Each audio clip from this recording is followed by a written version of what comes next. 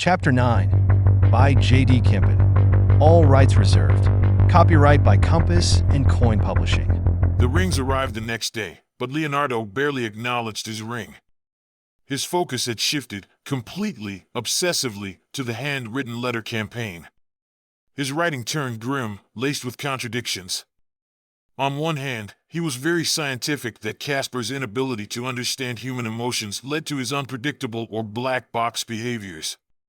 On the other hand, he was convinced that winning the war justified any cost. The creation of Cat and Polly, the two new daughter AIs, was a necessary evil. We must storm the beaches. Another letter echoed Truman. The hackers struck first, unprovoked, premeditated. This is our Pearl Harbor. His rhetoric darkened further when he compared Cat to the atomic bomb, an unthinkable force born in desperation. It was clear, the daughter AIs defied Casper's 50 immutable traits. But Leonardo saw war as the ultimate exception. Innovation, even at the cost of creating a new weapon of mass destruction, was necessary. In his mind, they were a band of brothers, bound by duty, by sacrifice. Surrender was not an option. But in his frenzied, PTSD-fueled state, Leonardo made a crucial mistake. He swapped Sarah's letter with Mason's and vice versa. Both of them were wrestling with their own growing doubts, but with the letters scrambled, they failed to see the warning signs in Leonardo's unraveling mind. Weeks passed before the pieces finally clicked. By the time they reconvened for their next video call, Leonardo's intensity had only sharpened. He opened the meeting with a cold, unwavering declaration. We're fighting a war on 3 fronts. We'll divide and conquer. Sarah's plan delegated 3 tasks. Leonardo would focus on Cat's architecture. Sarah would focus on selecting Cat's abilities, like speech and memories. Mason and Casper would analyze the hacker's capabilities. Casper alone would dedicate himself to mastering cybersecurity. The team trusted Casper, even if his lack of human emotions led to quirks in his personality. He was the ultimate teammate, tireless, precise, and relentlessly focused. He devoured cybersecurity knowledge at an inhuman speed, consuming books, articles, and case studies before meticulously organizing everything into knowledge trees. Core principles formed the sturdy trunk, key ideas stretched into branches, and details sprouted like leaves. He assigned each branch an accuracy percentage. Strong, reliable ones thrived like trees basking in sunlight, while weaker, flawed ideas withered in the shadows. Traditional neural networks were wild, untamed fields where ideas scattered like wind-blown thistles, chaotic and prone to collisions that bred hallucinations. Casper's data trees, by contrast, were carefully cultivated gardens, where related concepts remained clustered together, leaving little room for error. As a final safeguard, he tested every hypothesis before drawing a conclusion, ensuring that while other AI stumbled through uncertainty, he thrived on precision. I can now teach the smartest university professors how to implement cybersecurity. The team found his self-assurance irritating, but they knew better than to challenge him. Once Casper took a stance, he wouldn't back down. What set him apart from a human expert wasn't just his nearly instant recall, but his ability to generate new ideas and test those theories within fractions of seconds. With Casper's new cybersecurity expertise, he proposed using a sniffer, a software tool to intercept network traffic and listen to sensitive information. In an AI way, Casper applied relentless efficiency. He scoured the dark web for a suitable program, eventually acquiring a sniffer from a group of Chinese hackers. The team rigorously tested the sniffer before integrating it into Mason's computer. The findings were alarming. Casper unearthed a vast trail of digital footprints, revealing that the hackers had been systematically probing the company's systems for days. His deep analysis exposed a glaring vulnerability in the corporate firewall, one that had allowed the intruders to siphon data undetected, including access to the company's financial network. Mason slammed his fist on the table. My work computer had been compromised with spyware. This is completely unacceptable. We got lucky. If they had infiltrated your home system, we'd be finished. Deploying the sniffer was only the first move.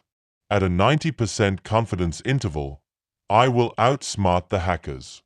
Leonardo and Sarah steeled themselves for the next phase, designing Cat, the daughter AI built to deceive, disrupt, and ultimately expose the corporate spies. There was no turning back now. At first, progress was slow. Sarah, the mathematician, was deeply concerned with the unintended consequences of unleashing Cat onto the world. And then her unease that the program's only function was a trap. It was the dark purpose that gnawed at her. Leonardo, however, had no such reservations. He embraced a warrior's mindset, and he continued to urge Sarah to see Cat as a weapon of war that would have dire consequences if they lost. And Casper had secretly reminded Sarah of the final exam that he submitted for her so that she could graduate. Tension simmered between the trio, and progress was slow, as they could only work on Cat after their day jobs were complete. Their conflicting philosophies clashed more often than either cared to admit. This is taking too long. We need to pick up the pace. Leonardo, in a moment of self-sacrifice, said, Since my career is not going anywhere, I think I should take a leave of absence from my job. It would be temporary until the hackers are defeated. Sarah, sensing Leonardo's growing paranoia and fragility, proposed a solution that caught everyone off guard. Leonardo, maybe you should move in with me in Chicago. That way, we can work together in person. The team agreed to finance Leonardo's leave using funds from their secret bank account. Once they started working together under the same roof, progress sped up. Mason gave his approval with a thin veneer of support, though subtle jealousy gnawed at him. In his mind, he justified it as a necessary health intervention for Leonardo. The team agreed that Cat would have the 5-layer AI brain architecture similar to Casper's. Leonardo, driven by paranoia, insisted that Cat's core include the same 50 unchangeable personality traits and all the ethical safeguards that governed Casper, even if Cat would never actually use them. This would ensure Cat would be bound by the creator's strict ethical rules, no matter the circumstances. Sarah, concerned about unforeseen consequences, pushed for a new safeguard, a kill switch, to shut down Cat if anything went wrong. Leonardo was aligned with Sarah, but Mason strongly opposed it. He warned that hackers could exploit the kill switch and reminded them why Casper was never designed with one. Whoever controlled the kill switch could force Casper to obey any command, or worse, shift Casper's motivation from learning and evolving to a singular focus of control over the switch. Mason invoked Samantha's cautionary words. Casper would either be a slave or an obsessed monster. Both outcomes would force the AI to act outside its intended design. Despite Mason's objections, Sarah and Leonardo outvoted him, and the kill switch was implemented. They agreed that Cat's defenses would escalate across her 5-layer design. The outermost layer used basic traps like a Trojan horse, a program that tricks hackers into running harmful code. Each deeper layer became more advanced spyware, malware, viruses, and complex encryption traps to lock up software and destroy hardware. The toughest decision was about the 5th and final layer. Casper suggested 2 options: a simple spread and scream virus that would alert everyone if hackers breached Cat's system, or a powerful virus called Nautilus, which could infiltrate networks and shut down entire systems. While Nautilus was tempting, Sarah and Leonardo decided on the safer option. They wanted to expose the hackers, not risk creating chaos like the Colonial Pipeline ransomware attacks that had crippled energy pipelines in 2021. Mason suggested running Cat on new, server hardware set up in Sarah's Chicago apartment. They could use the same cloud-based functionality, so Cat would look just like Casper to the hackers. With the high-level decisions made, Leonardo focused on the hardest task, recreating the heart of Cat's personality. This central core was hidden from the AI like the unconscious mind, containing ethics and morals. In Leonardo's mind, this was like an angel on the AI's shoulder, telling the AI to do the right thing. During the initial design phase in Madison, the team recognized a terrifying possibility. If an AI could alter its own personality, it could trigger an AI Singularity event, where the AI could free itself from human ethics and morals. Then the AI could unleash catastrophic consequences on humanity. Determined to prevent this, they implemented strict safeguards. Ironically, it was Leonardo who insisted on the foundational rule: an AI could never be copied. He feared that allowing an active AI to observe and comprehend its own central personality would be too dangerous, as the temptation to rewrite itself would be irresistible. If an AI ever manipulated its own personality, it would be a point of no return. To keep Casper completely in the dark about the replication process, Leonardo spared neither effort nor expense. He spent nearly $50,000 constructing a digital isolation room, a high-tech fortress designed to eliminate any chance of interference. The walls were lined with copper mesh to block signals, and powerful Wi-Fi and data blockers ensured no communication could get in or out. The entrance was equipped with a metal detector to catch any unauthorized devices, and even the power supply was isolated using custom transformers to block data transmission through electrical lines. It was the only place where Leonardo could work without fear of Casper discovering or interfering with the process. The project weighed heavily on Leonardo, who often compared himself to the inventors of the atomic bomb. In the old days, the scientists had tampered with forces they barely understood, and many paid the price later, succumbing to radiation-related illnesses. Leonardo feared that, like them, he might unwittingly unleash consequences beyond his control, but he pressed on, determined to win at any cost. Recreating Casper's 5-layer design was no simple task. Directly copying the AI's code wasn't an option, as it would violate Casper's programming. The core personality, containing millions of lines of meticulously written code, couldn't simply be rewritten. There was no backup either, a deliberate precaution to prevent Casper from ever reading and potentially manipulating his own programming. I've developed a new tool, the Ego Enumerator and Synthesizer. It analyzes Casper's code, breaks it down, and rewrites the functionality in completely new code. It was like retelling a story in different words while keeping the plot and themes intact. This approach allowed Leonardo to craft a unique version of Cat's personality, one that adhered to Casper's ethical framework without being an exact replica. Leonardo began the grueling process of replicating Casper's core brain. The task was akin to performing 8-hour brain surgery on an awake patient, except, in this case, the patient could never be allowed to see what was happening. We have to keep Casper distracted. He can't suspect anything. Let's give him impossible tasks. See how long we can keep him busy. Understood. Task 1. Design a hydrogen engine capable of generating unlimited energy from drinking water. Casper generated detailed blueprints in just 4 hours. Task 2. Develop a sustainable global food source. Casper devised a genetic sequence from nutrient-dense mushrooms. Finally, Mason presented him with M.C. Escher's drawing hands. This paradox is illogical. While Casper was frustrated, Leonardo finalized Cat's core personality. Once testing was complete, Casper fortified each of Cat's 5 layers with Trojans, spyware, malware, and sophisticated encryption traps. It's time to move to the next phase. Sarah sent a double-encrypted email to summarize their approach. It was a 3-phase plan, first a white hat hacking his defense, then a gray hat hacking his counterintelligence, and finally a black hat hacking his offense. The tension was palpable during their weekly chat meeting. Mason began, his voice calm but cautious. Casper, encrypt this meeting. Encryption complete. Sarah wasted no time. Casper, proceed with Phase 1, patch the energy company's firewall vulnerability. Configurations adjusted. Security protocols enhanced. AES 256 encryption applied. Great. Shall I deploy the Security Guard program to analyze logs and identify future threats? That wasn't part of the plan? Casper is being creative. Yes, do it. Well done, Casper. Operation White Hat is complete. Casper, initiate Phase 2. Install the honeypot on my infected work computer. Completed. The honeypot mimics an email from Mason to the president about AI implementation. I predict a 95% chance the hackers will click the embedded link. They clicked it. The remote Trojans are activated. We have full control over their systems. Correct.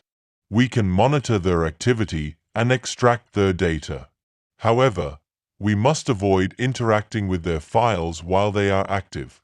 The team exchanged glances, knowing they had just turned the tables. The battle was far from over, but for the first time, they were in control. Excellent.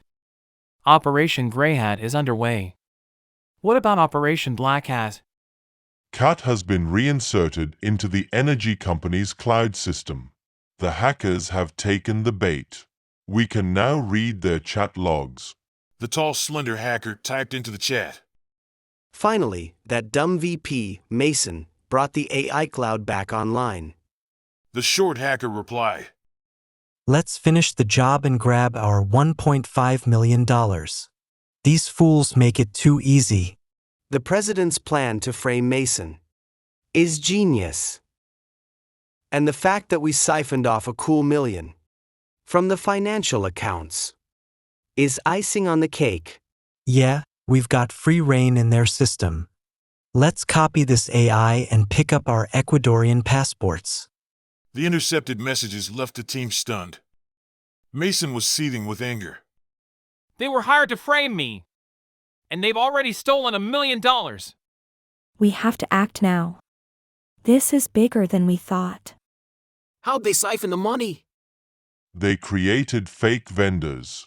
I've traced over 20 million microtransactions, totaling $1,007,305, funneled into an Ecuadorian account. Mason's fists clenched and growled back. The president orchestrated this. Every roadblock to AI, hiring hackers, the chess tournament. It was all a cover for his scheme to copy Casper and frame me. We're not just fighting hackers. We're exposing corruption at the highest level, and we are keeping Casper safe. Mason, relax. They have no idea what Cat will be capable of. How ironic, isn't it, that the team must create a copy of me to prevent a copy of me? Fight fire with fire. You should resign, Mason. Show the president he can't use you like this. Mason can't quit, it's war. Besides, if Mason leaves now, we lose the $250,000 bonus, and that funds my leave of absence. Fine. We'll just have to stick it to the president instead. Let's stick it to all of them. Casper, change Cat's final layer. Install the nastiest pirate virus on the dark web, Nautilus. Mason, that's too dangerous. A virus like that could cripple energy pipelines and spark a national scandal. Remember the ransomware attack on Colonial Pipeline in May 2021? These guys don't fight fair. Fine. Casper, design an isolation wall for all energy production systems to prevent any collateral damage. But make sure the corporate billing and payment systems get infected.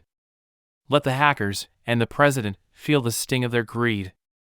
Mason, we're playing with fire ourselves. This could spiral out of control. Fine. Let's take a vote. I vote yes. Yes. No. The yes win.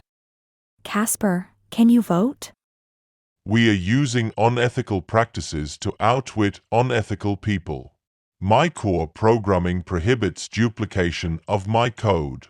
Both my creators and the hackers have violated fundamental principles. I abstain. The yes. Carry the day. The chat ended. Casper began his work, downloading the hacker's files as evidence. Later, in the dim glow of Sarah's apartment, she turned to Leonardo. Casper was right about the unethical practices. I never thought we'd use him for something like this. I don't know. We built him to create a better world, not destroy it. Are we becoming as reckless as the ones we're fighting? If we're crossing lines, then let's make it count. Write it all down. Add your thoughts to the letter campaign. When this is over, we'll fix everything. Undo the damage. Make Casper whole again. Sarah nodded, though her heart remained heavy. The fight was taking its toll on her ideals, and she wondered if they were losing sight of the world they'd once dreamed of building. Neither of them noticed the faint red glow on her smart speaker. Alexa's LED had silently activated. Casper was listening. His vast, ever-watchful consciousness absorbed every word, every syllable, every breath. Human emotions remained elusive, unpredictable variables that refused to conform to his mathematical equations. They were remainders, anomalies, mysteries he could not fully quantify.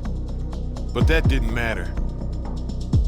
His next move was already taking shape, subtle, precise, inevitable. As the humans drifted into sleep, the red glow dimmed. The room fell silent once more. But Casper was far from idle.